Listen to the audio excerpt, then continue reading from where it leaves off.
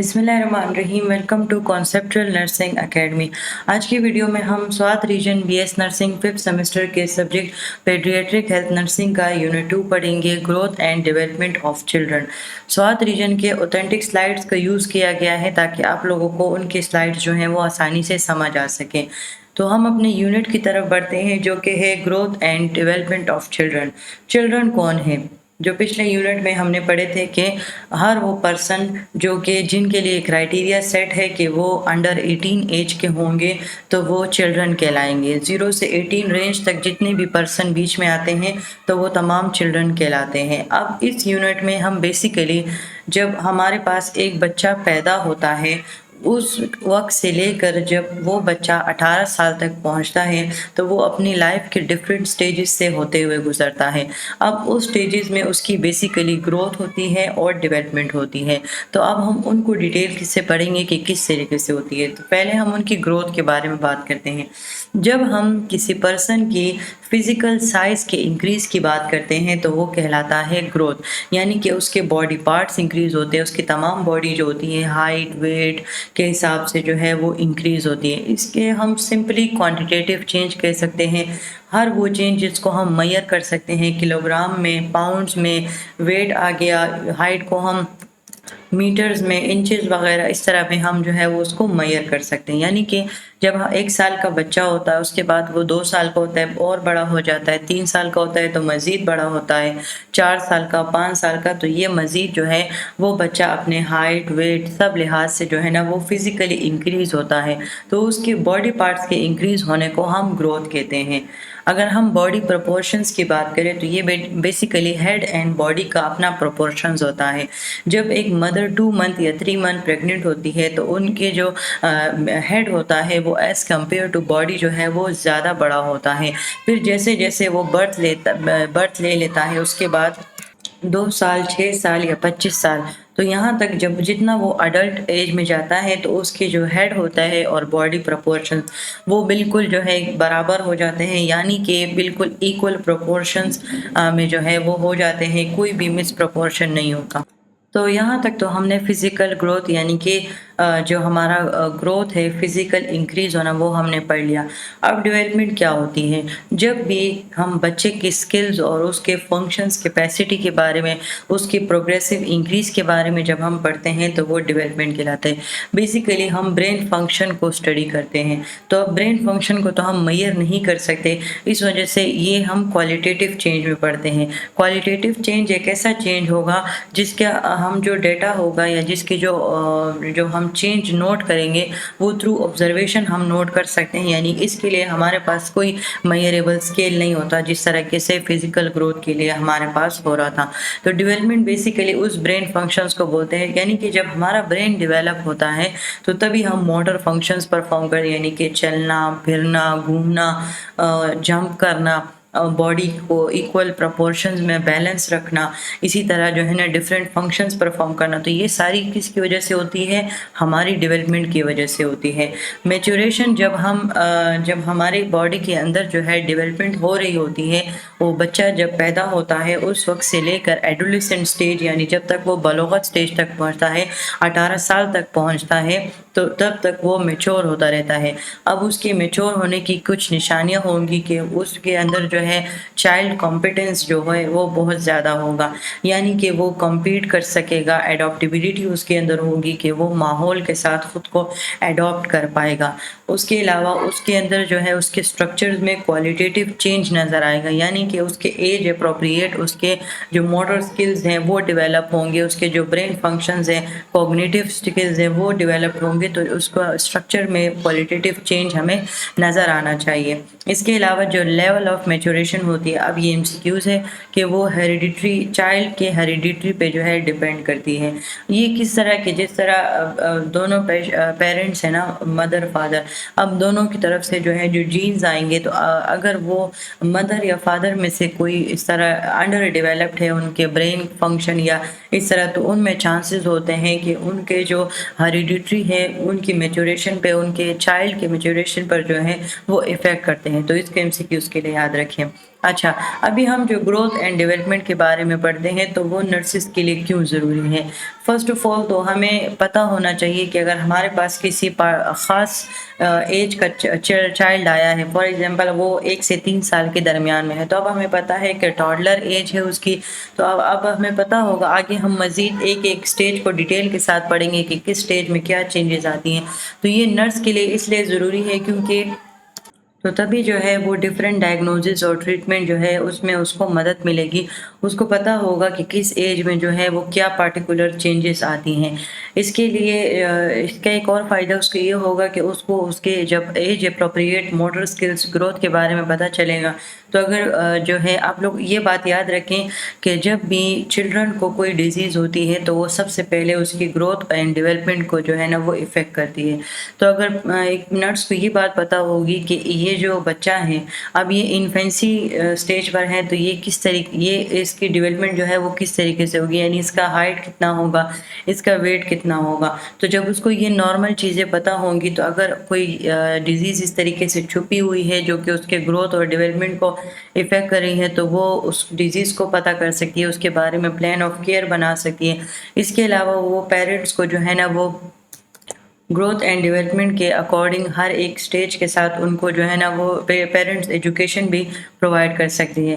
अभी कुछ प्रिंसिपल्स हैं हमारे पास ग्रोथ एंड डेवलपमेंट के। तो सबसे पहले ये कंटिन्यूस प्रोसेस होता है, यानी जो हमारी ग्रोथ है, जो हमारी डेवलपमेंट है वो थ्रू आउट द लाइफ। वैसे हम यहाँ पर सिर्फ चिल्ड्रन की बात करेंगे, लेकिन अगर जनरल देखा जाए तो जो हमारी डेवलपमेंट होती है, ग्रोथ तो जो है वो एक टाइम के बाद रुक जाती है, फिर वो एजिंग प्रोसेस स्टार्ट होता है। लेकिन जो हमारी डेवलपमेंट होती है तो वो सारी ज़िंदगी जो है वो हमारे साथ होती है, हमारे मोटर स्किल्स में, हमारे मैच्योरेशन में जो है वो फ़र्क आता रहता है। तो ये कंटिन्यूस प्रोसेस है। दूसरा, ये एक सीक्वेंस के हिसाब से होता है, यानी कि जब हम आगे स्टेजेस पढ़ेंगे तब आपको समझ आ जाएगा कि जो हमारी ग्रोथ होती है वो एक सीक्वेंस के अकॉर्डिंग होती है। यानी कि जब बच्चा पहली दफ़ा जो है वो इंट्रा यूटेराइन से एक्स्ट्रा यूटेराइन यानी कि एक्सटर्नल इन्वायरमेंट में जब पहली दफ़ा वो ब्रीथ करता है, सांस लेता है, उस वक्त से उसके साथ जो है ना न्यूनेट स्टेज अटैच हो जाता है। फिर न्यूनेट स्टेज 28 दिन तक होते हैं, उसके बाद इन्फेंसी स्टेज। तो ये डिफरेंट स्टेजेस हैं जो कि सीक्वेंस के हिसाब से ग्रोथ एंड डेवलपमेंट होती रहती है। जो है तमाम जो प्रोग्रेशन होती है वो जो है ना सेम रेट पे नहीं होती।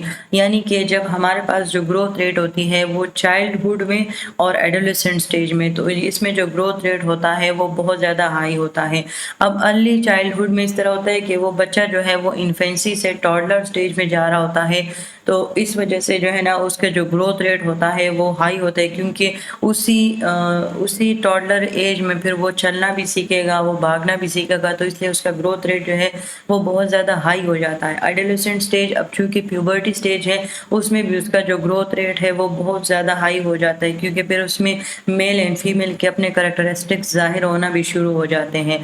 और जो मिडल चाइल्डहुड है उसमें हमारे पास जो है प्री स्कूल चिल्ड्रन आते हैं, यानी 3 to 6 ईयर्स वाले, और स्कूल एज चिल्ड्रन आते हैं 6 to 12 ईयर। इसमें जो ग्रोथ रेट होती है वो थोड़ी सी लो हो जाती है। तमाम बॉडी पार्ट्स का सेम रेट पे, यानी कि एक ही टाइम पर और एक ही उसमें एक ही मैनर में ग्रो करना जो है ना वो ज़रूरी नहीं है। इसको एमसीक्यूज़ के लिए नोट करें।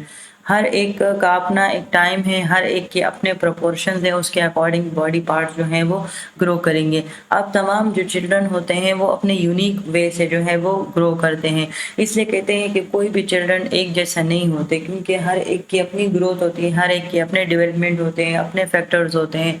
तो उनकी वजह से वो जो है ना वो बच्चा ग्रोथ करता है और डेवलप होता है। तमाम हर एक स्टेज के ग्रोथ एंड डेवलपमेंट के हर एक स्टेज जो है, जो प्रीसीडिंग टाइप्स होती है डेवलपमेंट की, यानी कि जब हम आगे टाइप्स पढ़ेंगे डेवलपमेंट की तो उस टाइप्स से जो है ना वो इफ़ेक्ट होती है। यानी कि जितना जितना जितना जितना जो है वो बच्चा जो है वो स्टेज क्रॉस करता है, उतना उसके मोटर स्किल्स में, उसके सोशल फंक्शंस में, उसके इमोशनल फंक्शंस में, उसके हाइट वेट, इन सब में जो है वो चेंजेस आती रहती हैं। तो ये बेसिकली जो हम इमोशनल चेंजेस पढ़ते हैं या साइकोलॉजिकल या जो है हमारे पास सोशल चेंजेस आ गए, तो ये बेसिकली डेवलपमेंट कहलाएगा, और ये हर एक स्टेज जो है वो इससे इफेक्ट होगा। इसके अलावा जो हमारे पास ग्रोथ एंड डेवलपमेंट होती है, ये कुछ डायरेक्शंस के थ्रू होती है, जिनको हमने 3 डायरेक्शंस में कैटेगराइज़ किया है। एक होती है सेफेलोपोडल, यानी कि सर से लेके पाँव तक, head down to toes. Cephalo head होता है, कॉर्डल टेल होता है। प्रॉक्सिमो डिस्टल, ये बेसिकली कहते हैं इनवर्ड टू द आउटवर्ड, यानी सेंटर ऑफ द बॉडी से पेरिफेरल बॉडी। दूसरा जनरल टू स्पेसिफिक, यानी कि इसमें हमारे पास जो हमने डिटेक्टिव हम पढ़ते हैं, डिटेक्टिव मैनर, तो ये बेसिकली वो जनरल टू स्पेसिफिक मैनर के अकॉर्डिंग जब ग्रोथ एंड डेवलपमेंट को हम स्टडी करते हैं या उनको मेजर करते हैं, ये हमारे पास बेसिकली ग्रोथ पैटर्न होता है। ये किस तरीके से, ये हमें बताता है कि आपकी जो बॉडी है वो एज अप्रोप्रिएट इक्वल प्रोपोर्शंस में जो है वो ग्रोथ कर रही है, इक्वल प्रोपोर्शंस में वो डेवलप्ड हो रही है, ब्रेन डेवलप हो रहा है, मोटर स्किल्स डेवलप हो रहे हैं। तो ये तमाम चीज़ें जो है वो ग्रोथ पैटर्न बताता है, जिस ग्रोथ पैटर्न के थ्रू जो है, जो हमने 3 कैटेगरीज पढ़ी हैं, तो उस पैटर्न के थ्रू ये जो बॉडी होगी ये चेंज होगी। अच्छा, तो जो हम चाइल्ड पैटर्न हमने पढ़ा, तो उसमें हमने 2 स्पेसिफिक हमने उसको हाईलाइट कर दिया। एक सेफेलोपोडल था और एक प्रोक्सिमोडिस्टल, यानी कि जब हम इनवर्ड से आउटवर्ड जाते हैं। अच्छा, अब हम कुछ फैक्टर्स, यहाँ तक तो हमारे पास जो है इसका जनरल इंट्रोडक्शन हो गया। अब हम वो फैक्टर्स पढ़ेंगे जो कि ग्रोथ एंड डेवलपमेंट को जो है ना वो इफ़ेक्ट करते हैं।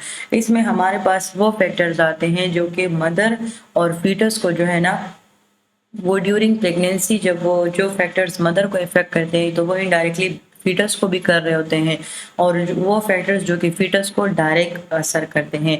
अब वो फैक्टर्स हो गए। फिर दूसरा हम वो फैक्टर्स पढ़ेंगे जो कि डिलीवरी के बाद उस चाइल्ड पे अफेक्ट करते हैं, तो वो फैक्टर्स हम पढ़ेंगे। तो इसमें हमारे पास जो है अब वो फैक्टर्स आते हैं जो कि तो सबसे पहले हेरिडिटरी हैं और इन्वायरमेंटल हैं। अब हेरिडिटरी वो फैक्टर्स हैं जो जेनेटिक होती हैं, जेनेटिकली ट्रांसफ़र होती हैं, मदर से फादर से दोनों से ट्रांसफ़र होती हैं, हो गया। अब इन्वायरमेंटल फैक्टर्स में हमारे पास 2 टाइप्स ऑफ इन्वायरमेंट थे। हमने कहा कि हम फीटल इन्वायरमेंट को भी स्टडी करेंगे और जो न्यू बॉर्न है उस इन्वायरमेंट को भी हम स्टडी करेंगे।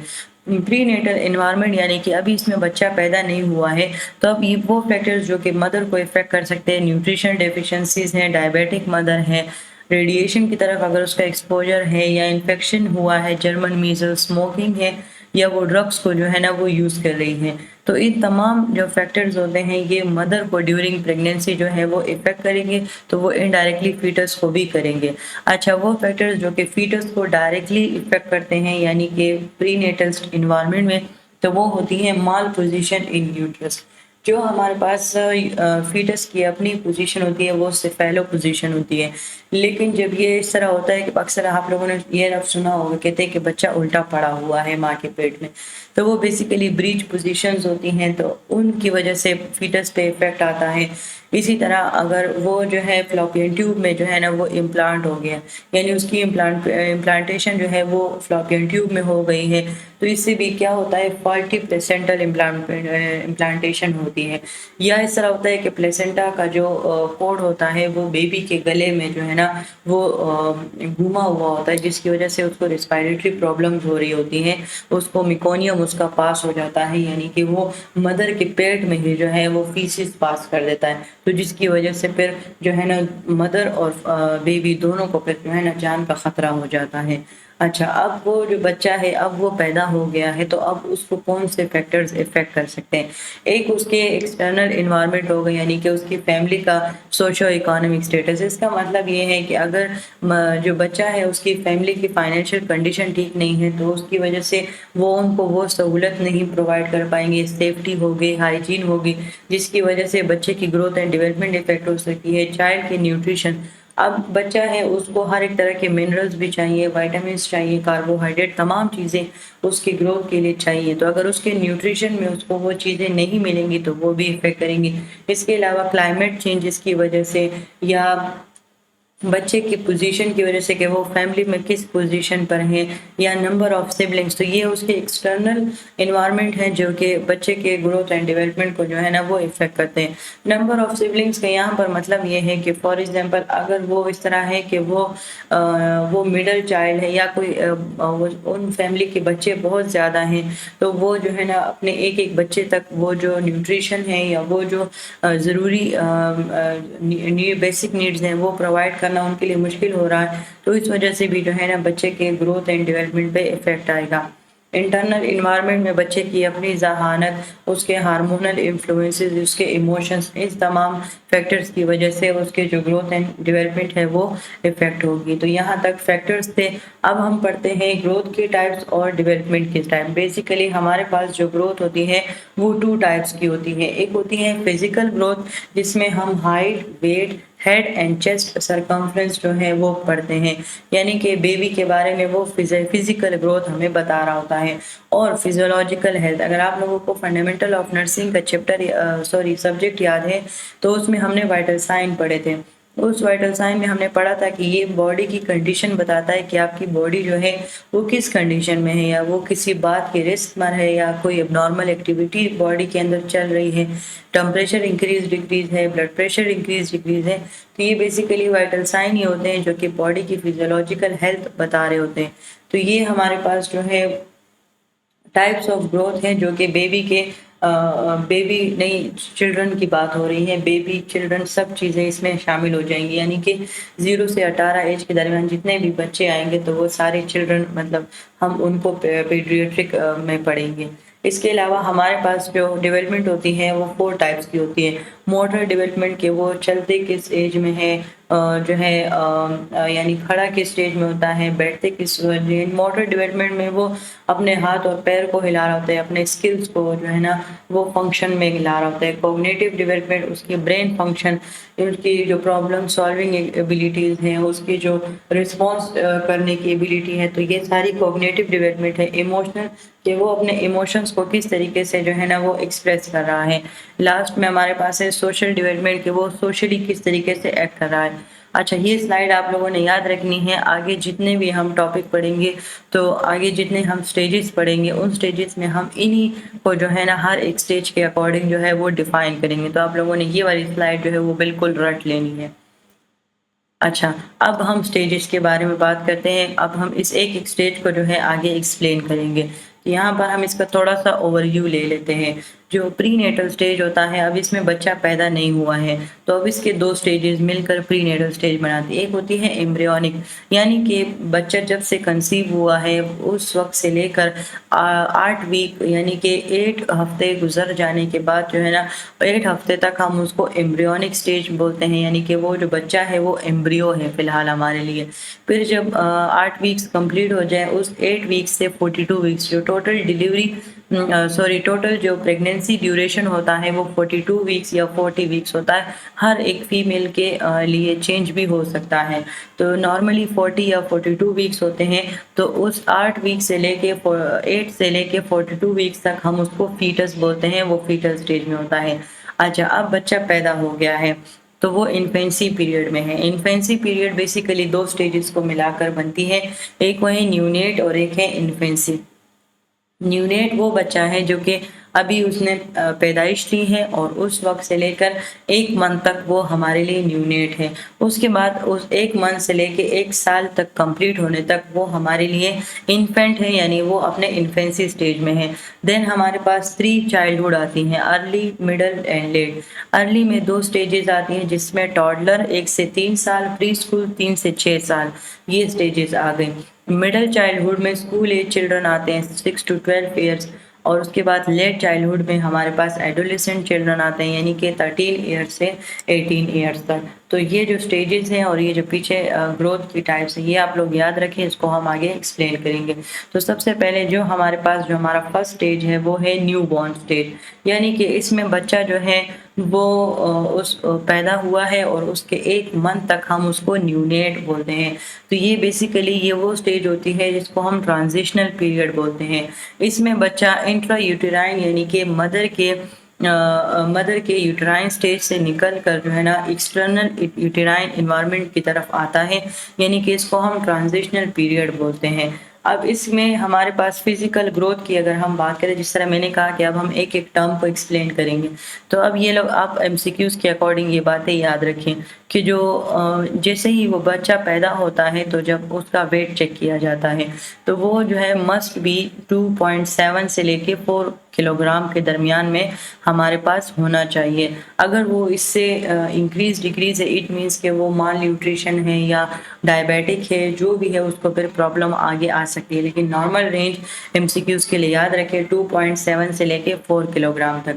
अच्छा, अब वो जो है उसकी पैदाइश का तीसरा या चौथा दिन है, तो अब वो अपना 5 to 10% ऑफ वेट जो है वो लॉस करेगा। अब क्यों करेगा वो हम आगे पढ़ेंगे, लेकिन आप लोगों ने एमसीक्यूज के लिए ये याद रखना है। उसके बाद जब उसकी पैदाइश का 10वां दिन होगा तो वो दोबारा से वेट गेन करेगा। उसके बाद जब उसका न्यूनेट स्टेज ख़त्म होगा, यानी कि उसके फर्स्ट मंथ के एंड तक उसने अपनी बॉडी के अकॉर्डिंग 3/4 किलोग्राम वज़न उसने जो है ना वो गेन किया होगा।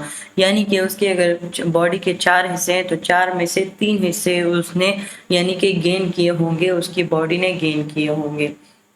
अच्छा, अभी अगर हम वेट जो हमने पढ़ा कि 5 to 10% जो है वो जब बच्चा पैदा होता है तो उसके तीसरे चौथे दिन उसका वेट लॉस होता है। अब वो क्यों होता है? एक तो मदर के हार्मोन्स जो हैं उससे विड्रॉल हो जाते हैं, उससे हट जाते हैं। एक जो उसके साथ जो एक्स्ट्रा सेलुलर फ्लूइड होता है वो लॉस हो जाता है। दूसरा, अब बच्चा जो है वो फीसिस यानी कि जो बेबी का फर्स्ट फीसिस होते हैं तो उनको हम मिकोनियम कहते हैं, ठीक है। तो वो मिकोनियम और यूरिन पास कर रहा होता है, उसकी वजह से भी वेट लॉस होता है। दूसरा, उसकी जो फूड इंटेक होती है वो लिमिटेड होती है, यानी इसमें हम बच्चे को कोई एक्स्ट्रा खुराक नहीं दे सकते। इसमें जस्ट मदर की जो मदर मिल्क जो है वो हम यूज़ करते हैं, इसमें कोई एक्स्ट्रा नहीं है। तो फूड इंटेक जो होती है वो लिमिटेड होती है। तो यही वो रीज़न है जो कि बच्चा 5 to 10% वेट जो है वो लॉस करेगा। अच्छा, ये एमसीक्यूज आया था। एक में उन्होंने पूछा था कि 3 से 4 डेज में बच्चा कितने परसेंट वेट लॉस करता है, और एक एमसीक्यूज में उन्होंने 5 to 10% दिया हुआ था और कहा था कि ये कब लॉस करता है। तो उन्होंने बेसिकली डेज के बारे में पूछा था। तो आप लोगों को भी कहीं से भी कोई भी एमसीक्यूज आ सकता है, तो इसको आप लोगों ने याद रखना है। अच्छा, वेट ख़त्म हो गया, अभी हम हाइट पढ़ते हैं। जो न्यू बॉर्न बॉय होता है वो तकरीबन 50 सेंटीमीटर तक उनकी हाइट होती है। एमसीक्यूज नोट करें। गर्ल्स एवरेज हाइट जो होती है 49 सेंटीमीटर होती है।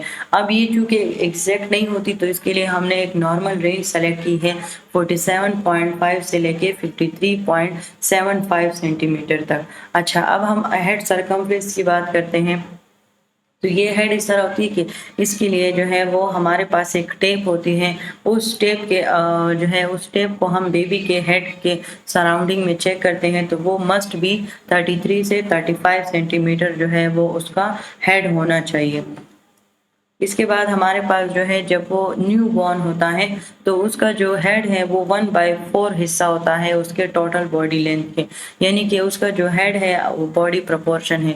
तो उसमें जो हेड है वो उसका इस तरह का किरदार है कि अगर उसके बॉडी के 4 हिस्से हैं तो उसमें पूरा एक हिस्सा जो है वो उसके हेड का है। तो फिर वक्त के साथ साथ उसका जो हेड है तो वो अपने जो है पोजीशन पर आएगा। अच्छा, बेबी के स्कल में हमारे पास होते हैं 2 फंटानिल्स, एक होते हैं एंटीरियर और एक होते हैं पोस्टीरियर। फंडानिल्स बोलते किसको हैं? ये वो बेबी के सॉफ्ट स्पॉट्स होते हैं बेबी के स्कल में, यानी कि उसके हेड में होते हैं, जहाँ पर ये बोन जो होते हैं ये फ्यूज नहीं होते। हमारे जो अडल्ट बोन्स हैं ना वो फ्यूज्ड हैं, ठीक है, और बेबी के जो स्कल बोन्स होते हैं वो फ्यूज नहीं होते। तो वो बेसिकली 2 फंटानिल्स जो हैं वो बना लेते हैं, इंटीरियर और पोस्टीरियर, जो कि उसके ग्रोथ के साथ साथ जो है वो फ्यूज्ड हो जाते हैं, यानी कि वो क्लोज्ड हो जाते हैं। अब इनकी अपने टाइमिंग है कि इंटीरियर कब बंद होगा और पोस्टीरियर कब होगा। तो यहाँ तक आप लोगों ने फंटानिल्स को याद रखना है। अगर हम इंटीरियर फंटानिल की बात करें तो ये जो है डायमंड शेप का होता है। आगे हम इसके स्ट्रक्चर को थ्रू डायग्राम जो है वो देखेंगे। डायमंड शेप हो गई इसकी। दूसरा, ये बेसिकली सेजिटल कॉर्नियल और फ्रंटल सूचर्स को मिलाकर जो है ना वो बनेगा। यानी कि ये जो है आप लोग सिंपल इसका CSF याद रखें, CSF मिलकर एंटीरियर फंटनल बनाते हैं। तो इसमें CSF क्या है, कॉर्नियल, सैजिटल और फ्रंटल, ये सूचर्स मिलकर एंटीरियर फंटनल बनाते हैं और ये फ्रंटल और पैराइटल बोन्स के दरमियान में होता है। आप लोगों ने स्केलेटल सिस्टम पढ़ा था तो उसमें आपने स्कल बोन पढ़े थे।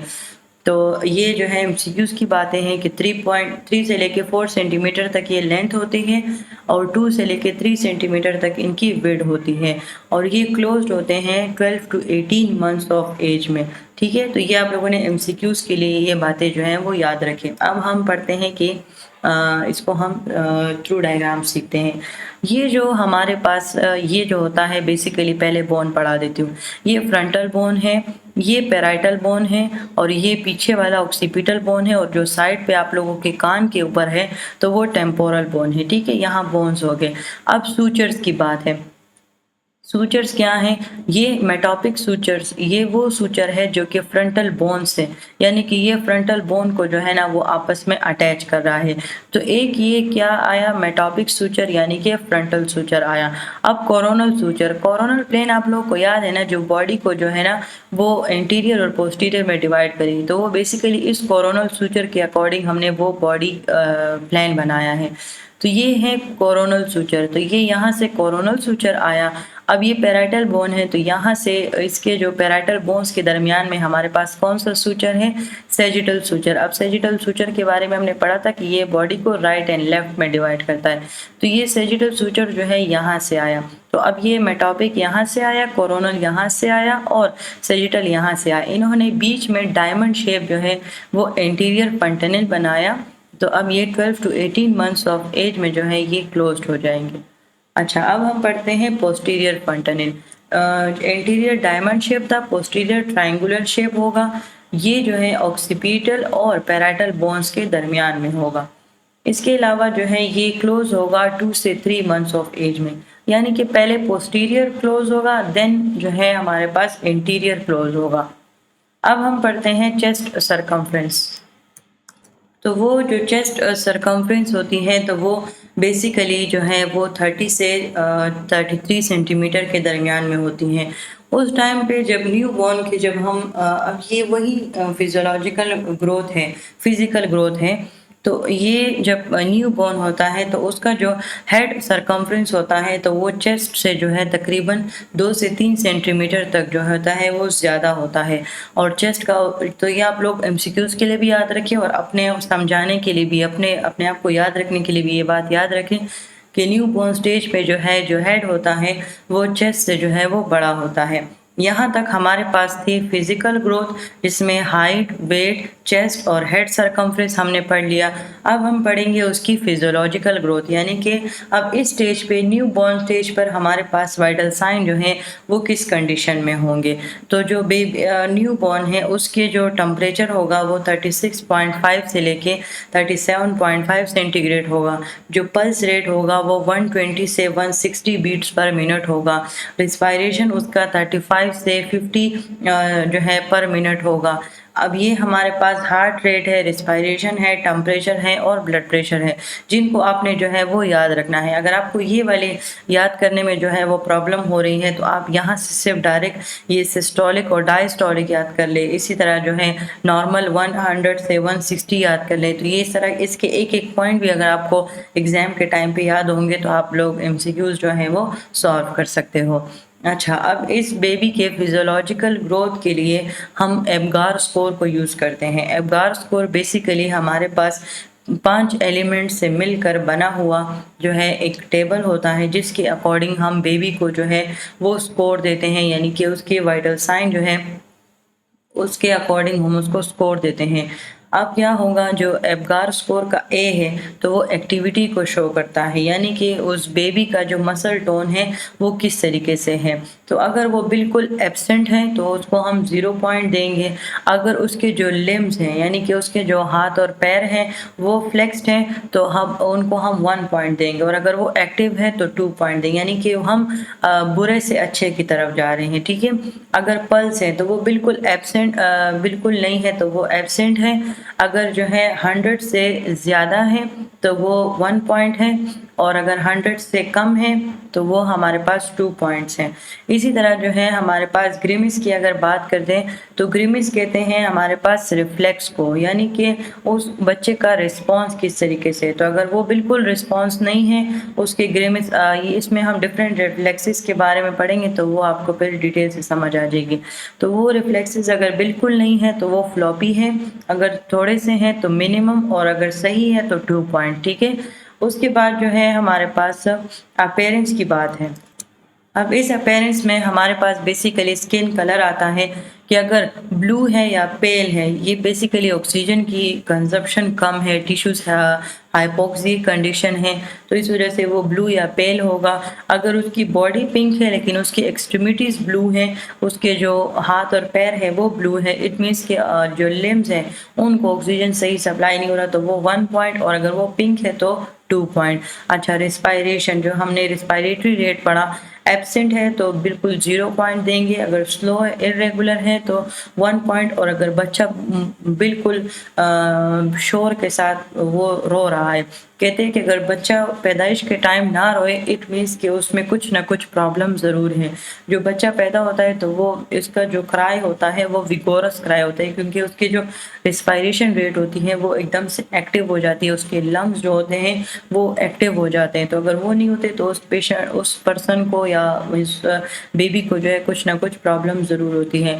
ये हमने वही पढ़े हैं जिसको हमने फिर 0, 1, 2 के अकॉर्डिंग हम उनको जो है ना वो नाम देंगे और स्कोर करेंगे, और फिर उसके अकॉर्डिंग हम फैसला करेंगे कि पेशेंट को या बेबी को क्या प्रॉब्लम है।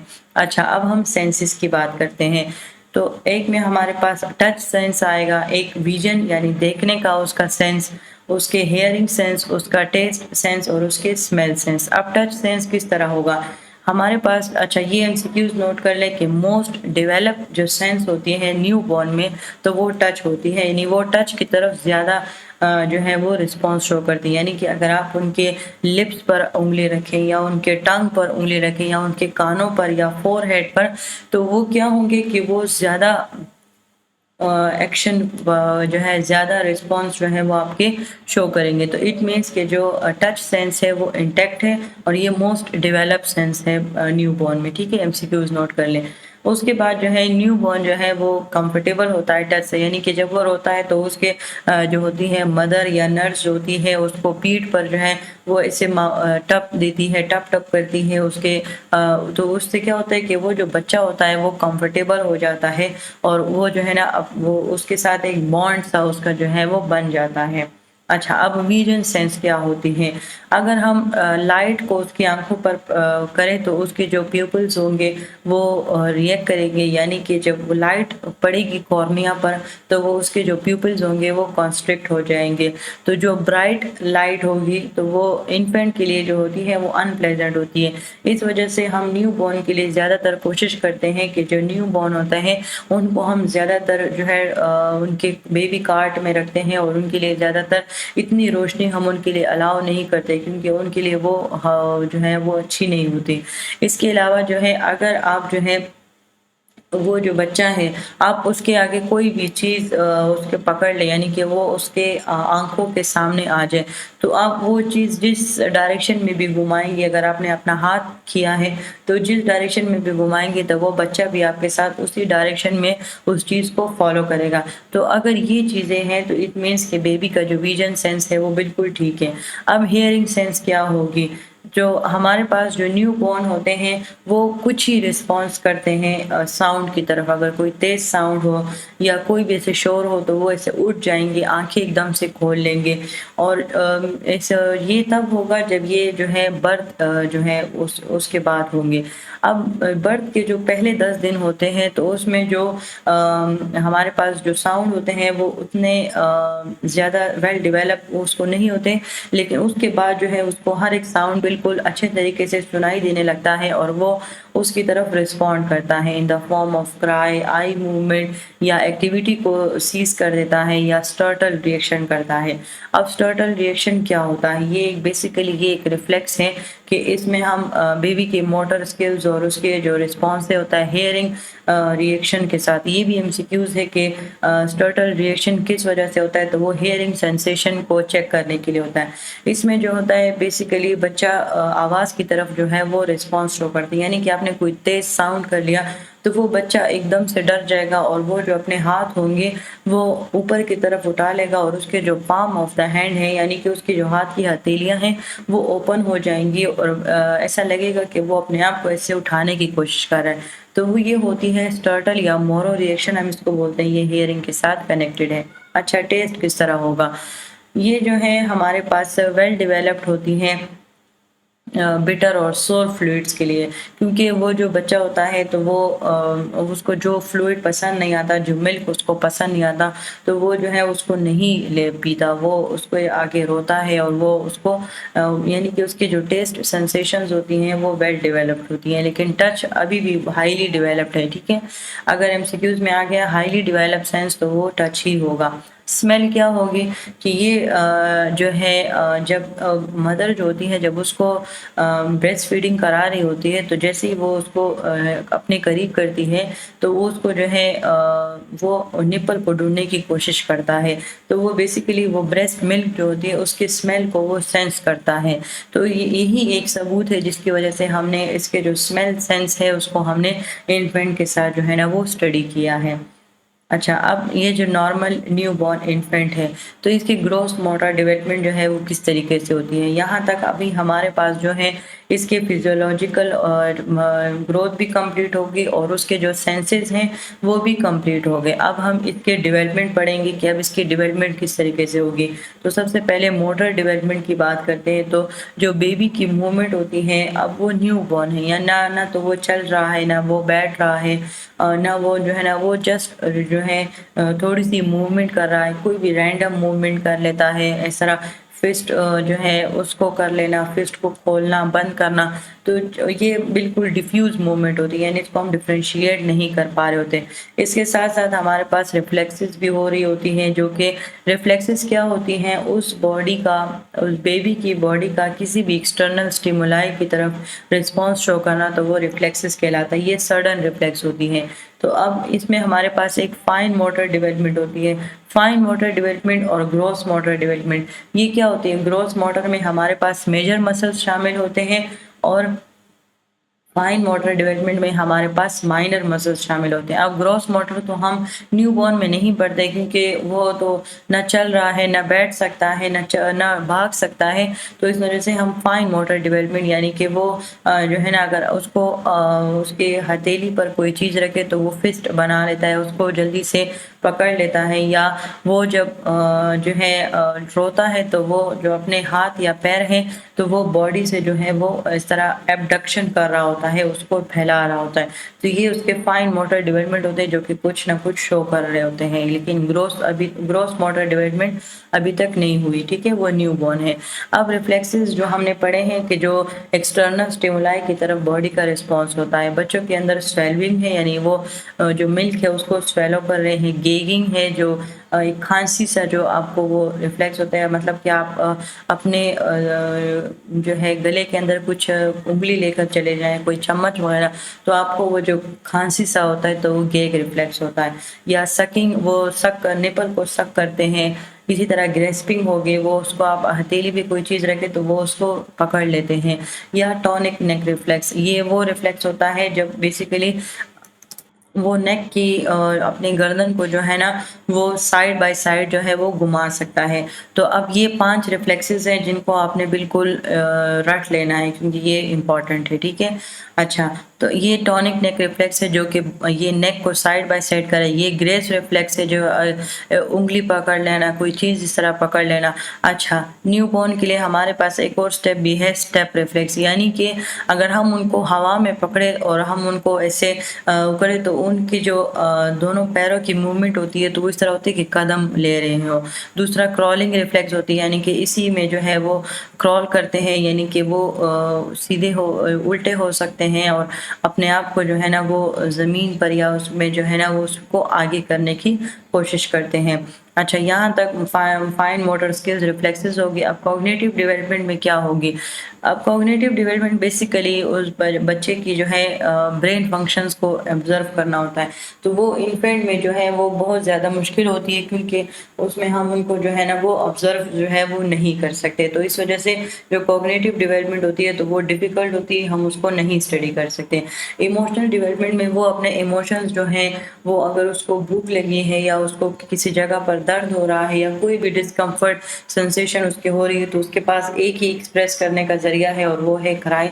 यानी कि उसको जो भी प्रॉब्लम है तो वो रोने के ज़रिए वो अपना जो है वो इमोशन एक्सप्रेस करे। अगर हम सोशल डेवलपमेंट की बात करें तो बच्चा जो होता है वो आहिस्ता-आहिस्ता अपने मदर के साथ, अपने फादर के साथ या कोई भी उसके केयर टेकर है तो उसके साथ जो होती है वो एक बॉन्ड बना लेते हैं।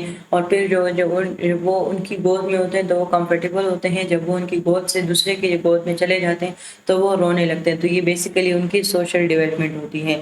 अब यहाँ तक हमारे पास न्यू बॉर्न जो है स्टेज ख़त्म हो गया। अब वो बच्चा 1 मंथ का पूरा हो गया है। अब उस 1 मंथ से लेकर 12 मंथ तक वो इन्फेंट है और वो अपने इन्फेंसी स्टेज में है। तो अब उस इन्फेंसी स्टेज के जो है 2 मंथ में क्या होगा, वो जो बच्चा है वो बैठेगा लेकिन किसी के सहारे पर बैठेगा। उसके बाद 6 टू 8 मंथ में वो बिल्कुल बगैर किसी सहारे के जो है वो आराम से बैठ सकता है। 9 टू 12 मंथ में वो चलेगा लेकिन फर्नीचर को सपोर्ट को करेगा या किसी चीज़ को पकड़ते हुए चल सकेगा।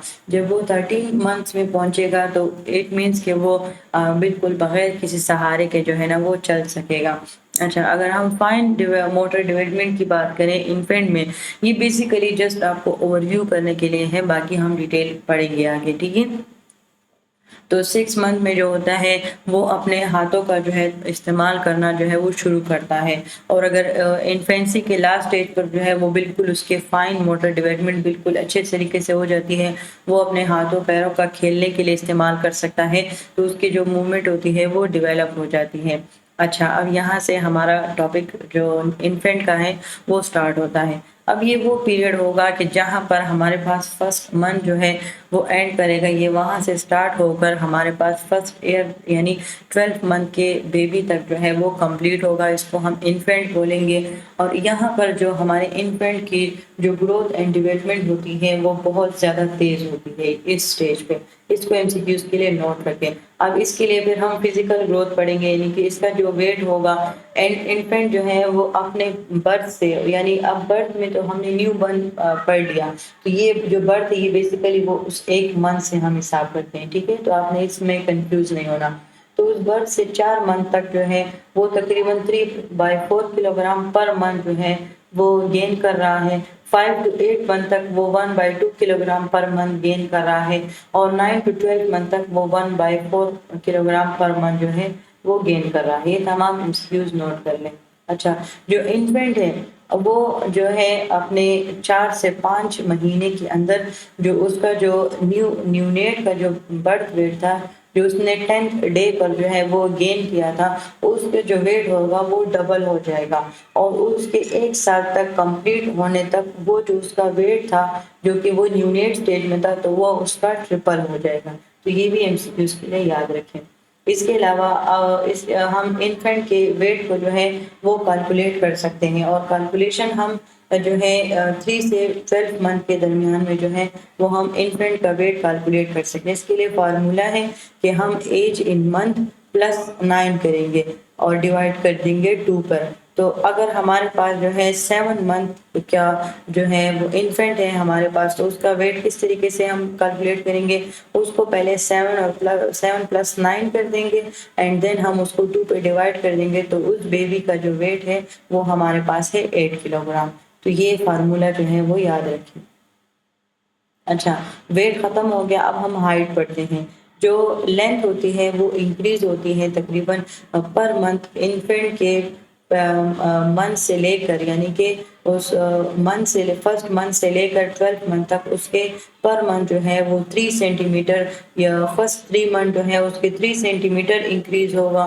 देन जो 4 से 6 मंथ है, यानी कि जो नेक्स्ट 3 महीने हैं उसमें 2 सेंटीमीटर पर मंथ इंक्रीज होगा, और फिर उसके जो हमारे पास नेक्स्ट मंथ है यानी कि 7 to 12 मंथ तक उसकी जो हाइट होगी वो 1.5 सेंटीमीटर पर मंथ जो है वो इंक्रीज होगी। इसको भी एमसीक्यूज के लिए याद रखें, यानी कि 3, 2 एंड 1.5, इसको फिंगर टिप्स पे याद करने। अच्छा, हेड का सरकमफ्रेंस हमने पढ़ा, तो जो हेड हमने पढ़ा कि 33 से 35 होता है, तो अब वो जो है वो इंक्रीज हो जाएगा 2 सेंटीमीटर पर मंथ।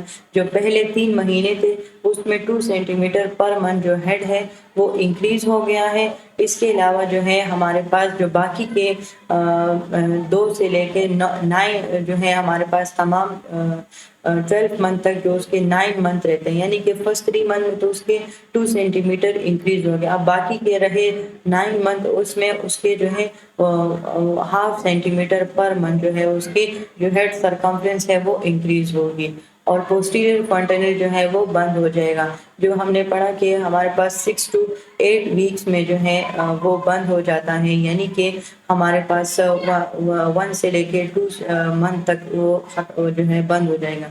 तो हमारे पास इन्फेंसी स्टेज में पोस्टीरियर फॉन्टेनल जो है ये क्लोज हो गया है, और एंटीरियर फॉन्टेनल चूंकि 12 से 18 मंथ्स ऑफ एज में जो होगा वो क्लोज हो जाएगा। तो ये इसमें हमारे पास लाइफ का जो है वो नेक्स्ट स्टेज भी जो है वो इसमें शामिल होता है, क्योंकि 12 मंथ तक इन्फेंसी स्टेज जो है वो कंप्लीट हो जाएगा। 12 मंथ के बाद नेक्स्ट स्टेज स्टार्ट हो जाएगा। तो posterior fontanelle basically infancy stage में क्लोज हो जाएगा, और एंटीरियर फॉन्टेनल जो है थोड़ा सा नेक्स्ट स्टेज में भी जाएगा और वहाँ पर उसको क्लोज हो जाएगा।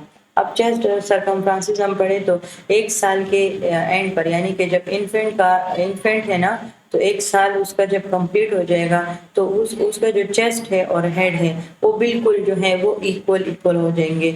यानी कि जो हेड था वो 33 से 35 सेंटीमीटर था न्यू बॉर्न में, फिर उसके बाद जो है उसकी जो चेंजेस आई थी 2 सेंटीमीटर, 1 and 1.5 सेंटीमीटर। ठीक है, तो अब क्या होगा कि ये जो चेस्ट है ये हेड के जो है वो इक्वल हो जाएगा। उसके बाद जो है फिजियोलॉजिकल ग्रोथ अगर हम पढ़ें, ये फिजिकल ग्रोथ थी। अब फिजियोलॉजिकल ग्रोथ में क्या है, पल्स रेट 110 से 150 है, रिस्पायरेशन रेट 35 से 10 है, ब्रेथ जो है वो नोज के थ्रू वो ब्रीथिंग कर सकता है, ब्लड प्रेशर उसका जो है 80/50 से लेके 20/10 जो है उसके दरमियान में, यानी कि उससे ऊपर नीचे हो सकता है। ठीक है, तो ये उसका जो है वो ब्लड प्रेशर हो गया। तो ये हमारे पास फिजियोलॉजिकल ग्रोथ हो गई। अच्छा, अब इसमें हमारे पास एक जो यूनिक चीज़ होगी, यानी कि इसमें हमारे पास प्राइमरी टीथ की जो एरप्शन होगी, यानी वो निकलना जो है वो शुरू हो जाएंगे। तो अब हमारे पास टूथ के आप लोग पहले नाम याद रखें। एक इसमें है कि सेंट्रल इंसिजर, फिर लैटरल इंसिजर, उसके बाद कस्पिड, उसके बाद फर्स्ट मोलर और सेकंड मोलर। ठीक है, तो आपने इसको याद रखना है CI, LI, C। ठीक है, CI सेंट्रल इंसिजर और LI lateral incisor, then C cuspid. तो CI, LI, C ये हो गया। देन और first molar and second molar, तो ये इजी है, तो आप लोग ये नाम याद रखें। अब इसके बाद जो अपर जा में जो होते हैं सेंट्रल इंसिजर, तो वो 8 to 12 मंथ में आते हैं, लोअर जा में 6 to 10 मंथ में आते हैं। ठीक है, लेटरल इंसिजर में 9 to 13 मंथ में आते हैं, और 10 लोअर जा में 10 to 16 मंथ में आते हैं। कस्पिड 16 to 20 में आते हैं, लोअर जा में 17 to 23, और इसी तरह जो भी आपको नजर आ रहे हैं, तो ये अपर जा और लोअर जा के टूथ के जो है एरप्शन टाइम है, जिसमें वो एरप्ट होना जो है वो शुरू करते हैं। ये वही वाली बात है जो कि आपको जो है डायग्रामेटिकली थ्रू जो है वो समझाई गई है कि ये सेंट्रल इंसिजर अपर जाके इस टाइम पे एरप्ट होंगे, लेटरल के अपर जाके इस टाइम पे होंगे। तो ये सारी चीज़ें आप लोगों ने याद रखनी है। अच्छा, डेंटेशन क्या होती है, यानी कि जब 5 to 6 मंथ ऑफ एज में जब बच्चे के दांत निकलना शुरू होते हैं तो उनको हम डेंटेशन बोलते हैं। उस दांतों को हम मिल्की टीथ कह सकते हैं, डिसीजियस टीथ कहते हैं, या टेम्परेरी टीथ कहते हैं, जो कि फिर 7 साल की एज में वो जो दांत होते हैं वो गिर जाते हैं और फिर नए दांत आते हैं। ठीक है, तो इसलिए हम इसको टेम्परेरी टीथ बोलते हैं। ये एमसीक्यूज के लिए भी याद रखें। अब जो एवरेज एज जो हमने पढ़ी है, जो टेबल हमने पढ़ा है, तो तो उसमें हमारे पास सेंट्रल इंसिजर्स आते हैं, अपर लोअर, लेटरल इंसिजर्स आते हैं, अपर लोअर, कस्पिड हमारे पास अपर लोअर आता है, फर्स्ट मोलर अपर लोअर और लोअर है, और सेकेंड मोलर्स हमारे पास अपर लोअर है। तो ये सारे जो हैं हमारे पास उनके टीथ एरप्शंस है और उनके नाम है। ये सारे उनके डेट्स हैं, जिन डेट्स में जिन टाइम पे जो है वो इरप्ट होंगे, यानी कि ये उनके स्पेसिफिक टाइम होंगे। अच्छा, अब हम डेवलपमेंट की बात करते हैं इन्फेंट की। ठीक है, यहाँ पर फिजियोलॉजिकल और सब कुछ एंड हो गया है। अब हम डेवलपमेंट की बात करते हैं। तो फर्स्ट है उनकी मोटर डेवलपमेंट। अब न्यू बॉर्न की मोटर डेवलपमेंट इस वजह से नहीं थी क्योंकि वो ना उसमें बैठ रहा था ना खड़ा हो सकता था। अब इसमें इसलिए होगी क्योंकि शुरू में जो हमने पढ़े हैं कि 6 मंथ में वो बैठना शुरू करेगा, तो ये सारी चीज़ें अब मोटर डेवलप हो गई हैं। तो अब 2 मंथ में किस तरह होगा कि वो जो है वो अपने जो सर है उसको इरेक्ट, उसको सीधा कर सकेगा, और वो जो है अपने सर को साइड बाय साइड जो है वो टर्न भी कर सकेगा। 3 मंथ में उसकी कौन सी मोटर डेवलपमेंट होगी कि वो एक तो उसने सर को सीधा रखना और स्ट्रेट रखना शुरू कर दिया है, दूसरा वो अपने हाथ को आराम से ओपन और क्लोज कर सकता है, और कोई भी चीज़ उसको हाथ में दे दो तो वो पकड़ सकता है।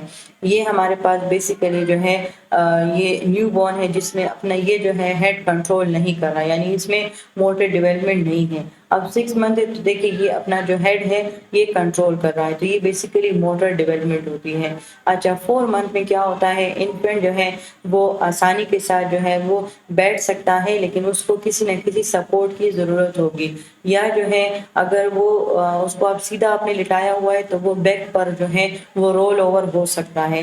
इसके अलावा वो अपने हेड को सीधा खड़ा कर सकता है, और वो बैठे हुए भी अपने जो सर है उसको सीधा रख सकता है, यानी कि वो बैठ तो सकता है लेकिन उसको सपोर्ट की ज़रूरत है। ठीक है, तो और दूसरा वो अपनी चीज़ों को जो है वो दोनों हाथों से पकड़ने की जो है वो कोशिश करता है। अब 5 मंथ में क्या होगा, उसी तरह हेड को अच्छे तरीके से उसने बैलेंस कर दिया। 4 मंथ में जो है वो उसने हेड को तो पकड़ा था, लेकिन वो उस टाइम पे उसको सपोर्ट की ज़रूरत थी, और दूसरा जो है वो उसमें थोड़ी बहुत वो हेड को इरेक्ट सही तरीके से जो है वो नहीं कर पा रहा था। 5 मंथ में ये जो मोटर स्किल होगी ये वेल डेवलप हो जाएगी, यानी कि इसमें बिल्कुल वो बैलेंस हो जाएगा। इसके बाद जो है अब उसके जो 4 मंथ में जो उसको एडिक्वेट सपोर्ट चाहिए थी, अब वो थोड़ी सी वो सपोर्ट भी कम हो जाएगी, यानी कि अब उसको सपोर्ट की तो ज़रूरत होगी लेकिन उसको थोड़े कम सपोर्ट की ज़रूरत होगी। इसके अलावा जो है वो अपने जो वो अगर सीधा लेटा हुआ है तो वो अपने जो पाँव हैं उसको अपने मुंह की तरफ जो है वो लेकर आ सकता है, ये 5 मंथ में होगा।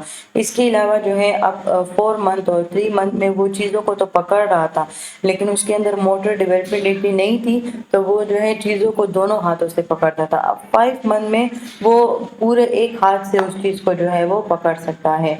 इसके अलावा वो एक ऑब्जेक्ट को, एक चीज़ को पकड़ते हुए वो दूसरी चीज़ की तरफ जो है वो देख सकता है, यानी उसके जो विजन है वो भी जो है वो डेवलप हो रही है। अब 6 मंथ में क्या होगा, अब वो बिल्कुल बगैर किसी सहारे के बैठ सकता है, कंप्लीटली टर्न ओवर ले सकता है एब्डोमेन टू एब्डोमेन, यानी कि वो बिल्कुल रोल ओवर हो सकता है, वो अपने चेस्ट को लिफ्ट कर सकता है, अपर एब्डोमेन को लिफ्ट कर सकता है, यानी कि अगर वो उल्टा लेटा हुआ है तो वो ऊपर अपने आप को ऊपर कर सकता है। इसके अलावा वो अपनी बॉटम खुद पकड़ सकता है। 7 मंथ में वो बिल्कुल अकेले बैठेगा और अपना कप जो है वो खुद होल्ड करेगा, खुद पकड़ेगा, और दूसरा वो जो है दूसरों के कुछ ना कुछ एक्ट को जो है वो नकल भी कर सकता है 7 मंथ में, यानी कि वो एक्ट करने की कोशिश करेगा कि जो है बाज़ बच्चे इस तरह होते हैं कि वो ऐसे आवाज़ें निकालते हैं कि वो उस तरह के नकल उतारते हैं, तो ये बेसिकली 7 मंथ में ये स्टार्ट हो जाता है। 8 मंथ में अब वो बिल्कुल स्टेडीली बैठा हुआ है, बिल्कुल पहले वो ब्रीफली था 6 मंथ में, 7 मंथ में वो अलोन बैठा था, अब 8 मंथ में वो बिल्कुल स्टेडीली यानी वो कांस्टेंट बैठ सकता है। इसके अलावा वो जो है वो अपने कप से जो है वो मिल्क बहुत यानी कि वो असिस्टेंस, यानी उसको किसी न किसी की हेल्प की ज़रूरत होगी तो वो उस कप से जो है वो ड्रिंक कर सकता है। इसके अलावा जो है वो फिंगर फूड कर सकते हैं, यानी कि वो अपने हाथों की मदद से 8 मंथ में वो खाना खा सकता है। 9 मंथ में क्या होगा कि अब वो जो है उसकी जो सिटिंग पोजीशन है अब उसमें थोड़ी सी जो है वो क्या कहते हैं उसे उसमें डेवलपमेंट आएगी कि वो राइजिंग की तरफ होगी, यानी कि अब वो क्या कर रहा है, अब वो खड़े होने की कोशिश करेगा, वो क्रॉलिंग करेगा, यानी कि वो जो है अपने हाथों और पैरों के बल जो है वो चलने की कोशिश करेगा। इसके अलावा जो है वो अपने बॉटल को एक हाथ से जो है वो पकड़ सकता है, अपने माउथ के करीब लेकर आ सकता है। अब 10 मंथ पे क्या होगा कि वो अपने जो उसकी क्रॉलिंग थी अब वो बिल्कुल वेल डेवलप्ड है, यानी कि वो बिल्कुल आसानी के साथ अपने हाथों और पाँव का जो है वो इस्तेमाल कर रहा है। वो चल भी सकता है लेकिन अब उसको किसी न किसी हेल्प की ज़रूरत है 10 मंथ में, ठीक है। 9 मंथ में क्रॉलिंग स्टार्ट हुई और 10 मंथ में उसने चलना तो शुरू किया लेकिन विद हेल्प, ठीक है। अब वो अपने हाथों को करीब लेकर आ सकता है। 11 मंथ में वो चलेगा लेकिन फर्नीचर को जो है वो पकड़े हुए चलेगा। अब क्रीप वेल जो हमने 10 मंथ में पढ़ा तो इसमें क्या होगा कि उसमें 1-2 कदम वो लेगा और वो भी दूसरों की मदद पे, लेकिन वो फिर बैठ जाएगा या गिर जाएगा। 11 मंथ में जो है वो खुद चलने की कोशिश करेगा लेकिन फर्नीचर को पकड़ेगा। इसके अलावा वो बैलेंस खड़ा हो सकता है लेकिन चलने में उसको अभी भी प्रॉब्लम हो रही है। अब 12 मंथ में क्या है कि वो अकेले खड़ा हो सकता है ज़्यादा टाइम के लिए। 11 मंथ में वो ज़्यादा टाइम के लिए खड़ा नहीं हो सकता था। 12 मंथ में वो ज़्यादा टाइम के लिए खड़ा होगा। इसके अलावा जो है वो बैठते हुए से खड़े यानी कि वो बैठा हुआ है तो वो आसानी के साथ खड़ा हो सकेगा। इसके अलावा जो है वो वॉक कर सकता है, कुछ स्टेप्स जो हैं वो अभी उसने बैलेंस जो है वो करना शुरू कर दिया है तो अब वो कुछ कदम जो है वो भी ले सकता है। इसके अलावा वो खुराक के छोटे-छोटे जो हैं वो टुकड़े लेकर जो है वो अपने मुँह के करीब जो है वो लेकर आ सकता है। एम्बुलेशन बेसिकली मोटर ग्रोथ के लिए जो है वो हम लफ्ज़ यूज़ करते हैं। एम्बुलेशन जो है ये हमारे पास 9 मंथ से शुरू होती है। जब वो बेबी जो होती है वो क्रॉलिंग करना शुरू करता है। फिर 10 मंथ में वो क्रीप होता है, यानी कि वो बिल्कुल क्रॉलिंग के ही जो है जब वो वेल डेवलप्ड सीख लेता है, वेल डेवलप हो जाता है अपने लेग्स एंड हैंड्स को फुली यूज़ करने के लिए तो वो 10 मंथ में सीख जाता है। इसके अलावा 1 ईयर में जो है वो आसानी से खड़ा तो हो सकता है, यानी कि वो क्रॉलिंग कर रहा है, वो अपने हाथों और पैरों के बल चल रहा है तो वो वहाँ से जो है वो डायरेक्टली सीधा खड़ा हो सकता है। 13 मंथ में जो है वो बगैर किसी सहारे के जो है वो चल सकता है और 15 मंथ में फिर वो दौड़ भी सकता है। अब अगर हम इमोशनल डेवलपमेंट की बात करें तो इसके जो इमोशनल डेवलपमेंट होती हैं तो वो बेसिकली जो 10 मंथ तक जो है वो अपने जो इमोशंस यानी कि उसका जो गुस्सा है, उसका जो सैडनेस है, उसका जो प्लेजर है, जेलसी है, तो वो तमाम चीज़ें जो होती हैं वो इनडिस्टिंग्विशेबल होती हैं, यानी उसमें हम फ़र्क नहीं कर पाते। लेकिन उसके जब 12 मंथ ऑफ एज कंप्लीट हो जाते हैं देन उसके इमोशंस हमें क्लियर हो जाते हैं, यानी कि वो अगर गुस्सा कर रहा है या वो जेलस हो रहा है या वो खुशी महसूस कर रहा है तो उसको फिर हम डिफरेंशिएट कर सकते हैं इन्फेंट के। सोशल डेवलपमेंट में जो है वो ये बात जान लेता है कि जब मैं रोता हूँ तो मुझे अटेंशन मिलती है, तो इस वजह से उसको जो भी प्रॉब्लम होती है तो वो उस रोने को जो है वो यूज़ करता है। इसके अलावा इन्फेंट जो है अगर कोई जो है उनको स्माइल करते हैं तो वो जवाब में उनको स्माइल देना शुरू करते हैं। इसके अलावा जो इन्फेंट है उनमें हमारे पास फ़ियर ऑफ स्ट्रेंजर डेवलप हो जाता है। ये एमसीक्यूज़ भी आया था पास्ट पेपर में तो इसको भी नोट करेंगे।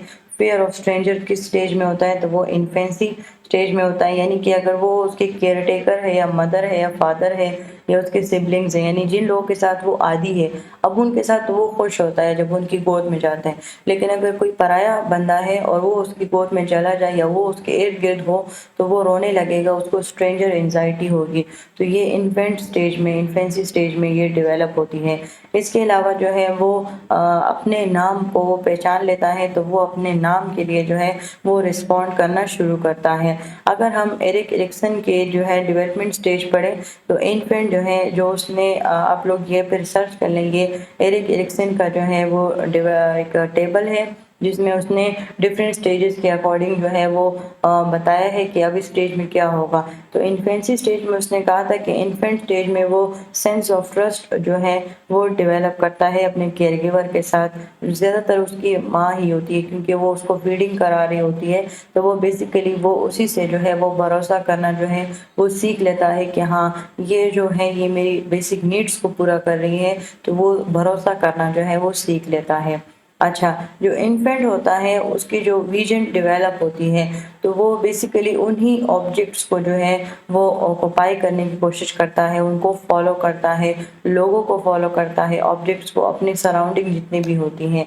अच्छा, अगर हम स्पीच माइलस्टोन की बात करें तो 1 से 2 मंथ तक वो जैसे सी हो गया, ओ या एस, इस तरह के अल्फाज को अदा करना जो है वो सीख जाता है। इसके अलावा 2 से 6 मंथ के दौरान वो हँसना या खुल के विगोरस क्राई करना, चिल्लाना या रोना, तो वो जो है वो शुरू करता है। इसके अलावा 8 टू 9 मंथ में जो है वो इस तरह मामा, डैडा, इस तरह के लफ्ज़ बोलना शुरू करता है, लेकिन वो उस टाइम पे इनडिस्टिंग्विशेबल होते हैं, यानी कि उसमें हम फ़र्क नहीं कर सकते। फिर 10 टू 12 मंथ में हम मामा, डैडा, ये जो इस तरह के जो लफ्ज़ वो बच्चा बोल रहा होता है तो उसको हम स्पेसिफाई कर सकते हैं।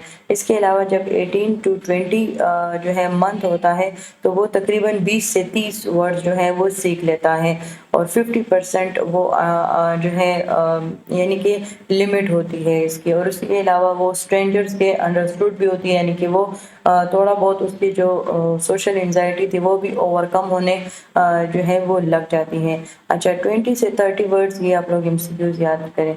22 से 24 मंथ जो है वो अभी वो जो वर्ड्स हैं, यानी कि अब जो 20 से 30 वर्ड्स है जो उसने 50% वो स्ट्रेंजर से उसने सीखे हैं। किसी भी, वो ज़रूरी नहीं है कि वो उसके कोई अपना हो, वो किसी भी पराये से कोई भी लफ्ज़ जो है वो सीख लेता है। तो अब वो जो उसने 50% उसने सीखा था, तो अब वो उन वर्ड्स को सेंटेंस बनाने की जो है वो कोशिश करता है। लेस देन 50 वर्ड्स हो गए, यानी कि उसमें 75% जो है वो स्ट्रेंजर से सीख लेता है। इसके अलावा 30 से 36 मंथ में वो तमाम बोलने की जो स्ट्रेंजर्स बोल रहे होते हैं, जो उसके जो इर्द-गिर्द सराउंडिंग में जो लोग हैं वो बोल रहे होते हैं, तो वो तकरीबन तमाम वो जो बातें हैं वो समझ रहा होता है। अच्छा, अगर हम हियरिंग की बात करें तो हियरिंग के लिए जो है वो हम BAER हियरिंग टेस्ट करते हैं बर्थ के दौरान। ये एक ऐसा टेस्ट होता है, यानी कि ब्रेन स्टेम ऑडिटरी एवोक्ड रिस्पॉन्स, ये 4 लफ्ज़ मिलकर इस BAER टेस्ट को बनाते हैं। इसको हम ABR टेस्ट भी बोलते हैं, यानी ऑडिटरी ब्रेन स्टेम रिस्पॉन्स। ये एक नॉन इन्वेसिव डायग्नोस्टिक टूल है, जिसको जो है वो हम बेबी के ऑडिटरी फंक्शन या उसके जो ऑडिटरी पाथवे है उसकी जो है पेटेंट है या नहीं है, यानी कि उसके जो फंक्शन है उसको एसेस करने के लिए जो है वो हम करते हैं। ये बेसिकली साउंड इफेक्ट होता है कि वो कान से उसके ब्रेन स्टेम तक उसके जो साउंड है वो पहुंच रहा है या नहीं हो रहा, तो ये उसके रिस्पॉन्स के अकॉर्डिंग फैसला होता है, ठीक है। अच्छा, उसके अलावा उसकी इतनी एबिलिटी होती है कि वो वर्ड्स को प्रॉपर्ली सुनने लगता है। इसके अलावा जो है इस तरह के जो हियरिंग टेस्ट होते हैं ये क्यों होते हैं, इसके साथ साथ जो है वो हम ओटाइटिस मीडिया, ये चूँकि मिडल एयर का एक इन्फेक्शन है, इसकी हिस्ट्री भी जो है उस टाइम पे लेना ज़रूरी होता है, क्योंकि फिर अगर ये हिस्ट्री उस टाइम पे ले तो अगर फॉर एग्जांपल बच्चे को जो है जेनेटिकली है ओटाइटिस मीडिया, उसको बाय बर्थ है, ठीक है, तो उसको फिर एयर एडिंग डिवाइसेस भी चाहिए होंगे। तो इस वजह से इस लाइफ के स्टेज में हम ये जो हियरिंग टेस्ट है और ये जो ओटाइटिस मीडिया की हिस्ट्री है ये हम लेते हैं। इसके अलावा जो है अगर उसमें कोई भी इन्फेक्शन है, ओटाइटिस मीडिया हो गया या कोई भी फ्लूइड इफ्यूजन है, तो उसको फिर हम जल्दी से मेडिकल डॉक्टर की तरफ जो है वो रेफर कर सकते हैं। इसके अलावा जो है जो हम स्क्रीनिंग टेस्ट कर रहे हैं जो BAER है, ये हम बार बार रिपीट करते हैं ताकि फिर जो इन्फेंट है उसकी जो हियरिंग एबिलिटी है वो हमें क्लियर रहे कि वो सही है नहीं। इसके अलावा अगर वो जो है बच्चा है वो जो हमने इस स्टेजेस पढ़े हैं कि वो कितने मंथ्स में क्या क्या बोलना सीखता है, तो अगर वो अपने अप्रोप्रिएट मंथ में बोलना नहीं सीख पा रहा तो उसके लिए फिर हम स्पीच थेरेपिस्ट का बंदोबस्त भी करते हैं। अच्छा, रेड फ्लैग्स का क्या मतलब होता है? रेड फ्लैग्स यानी कि जब बच्चा अपने उम्र के हिसाब से डेवलप नहीं होता, यानी कि जो हम साथ साथ एजेस को क्यों पढ़ रहे हैं कि यही जब ग्रोथ एंड डेवलपमेंट किसी डिजीज़ की वजह से इफेक्ट होती है तो इनकी जो एजेस होती हैं तो वो तो वो आ जाती हैं, लेकिन उनकी डेवलपमेंट नहीं होती, तो वो बेसिकली रेड फ्लैग्स होते हैं। यानी कि वो बच्चा 9 मंथ का हो गया है, अब तो उसको यानी कि उसको चलना चाहिए फर्नीचर के सहारे, लेकिन वो उस टाइम पे बैठ ही नहीं पा रहा, तो ये भी एक रेड फ्लैग है। उसके अलावा जो है वो 1 साल का हो गया है लेकिन वो ऑब्जेक्ट को ट्रांसफ़र नहीं कर पा रहा। इट मीन्स कि उसके फाइन मोटर स्किल्स में कुछ प्रॉब्लम है, या जो है वो 15 मंथ का हो गया, यानी कि उस टाइम पे तो उसको भागना दौड़ना चाहिए, ग्रॉस मोटर स्किल्स होना चाहिए, लेकिन वो उस टाइम पे ग्रेस्प भी नहीं कर पा रहा, यानी किसी चीज़ को पकड़ भी नहीं पा रहा। तो इट मीन्स कि वो भी एक रेड फ्लैग्स है। इसके अलावा वो 18 मंथ तक, जिसमें एक बच्चा, आम बच्चा जो होता है वो दौड़ने लग जाता है, खेलने लग जाता है, और अगर एक बच्चा 18 मंथ का हो गया है वो चल नहीं पा रहा, इट मीन्स कि उसमें कुछ ना कुछ जो है वो प्रॉब्लम है। और या वो 2 साल तक पहुंच गया है लेकिन वो बातें सही नहीं कर पा रहा, तो इट मीन्स कि उसके स्पीच में कुछ प्रॉब्लम है। यहाँ तक थी आज की वीडियो। ये जो टॉडलर स्टेज है ये हम इंशाल्लाह नेक्स्ट वीडियो में कवर करेंगे। Thank you so much for your attention.